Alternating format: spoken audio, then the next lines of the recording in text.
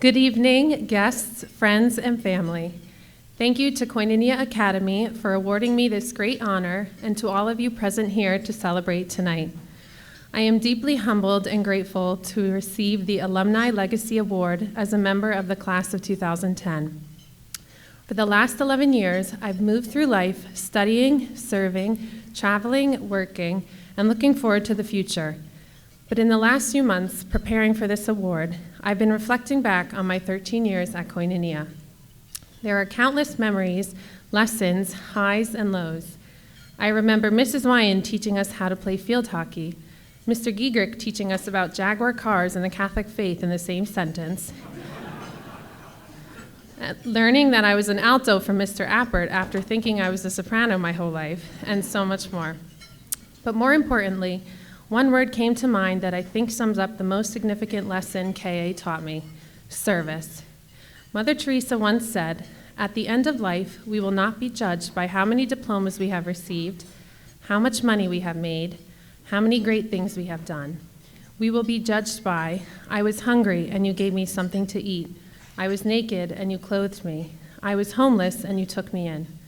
While they may not have been clothing the naked and sheltering the homeless at KA, each teacher and staff member made countless sacrifices in order to serve the students and educate us both academically and spiritually. There were teachers who supported their families on small salaries, teachers who volunteered their time and gave up a salary, teachers who left prestigious jobs for a school they believed in, and teachers who were just starting out on their career path. I was always inspired by the many examples of selfless service that I witnessed while I was a student at KA, and carried them with me as I journeyed into the world after graduation. In college, I learned about the concept of servant leadership.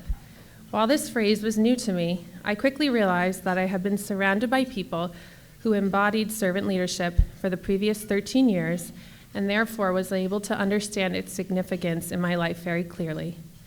It's a great responsibility to be a servant leader.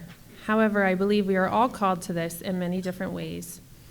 Last year, I was asked to move into a role at work during the pandemic that I had never received proper training for.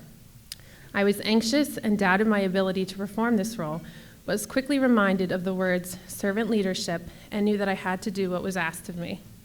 Again, I was reminded of the many people who made tremendous sacrifices in order to work at Koinonia, and most likely, in the beginning, didn't feel equipped to do the job they were being asked to do. But they willingly said yes to the service being asked of them, and look where the school is today, thriving and flourishing with a beautifully diverse student and staff population. During a visit to the campus a few weeks ago, I was encouraged to see that while there are many changes that have been made since I was a student, there was still the feeling of coming home to a familiar place. A few of the teachers, the same teachers, were still there smiling away, children were playing outside on the blacktop, and most importantly, the students gathered together to pray in adoration of the Blessed Sacrament. I was reminded that though it has been many years since I have attended Koinonia, the core values remain, and I am grateful for the impact it has had on my life and the service I have chosen to do as part of my profession.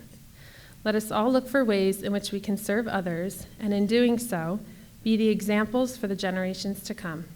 Thank you so much again for this award, and may God bless you all and keep you healthy in this season.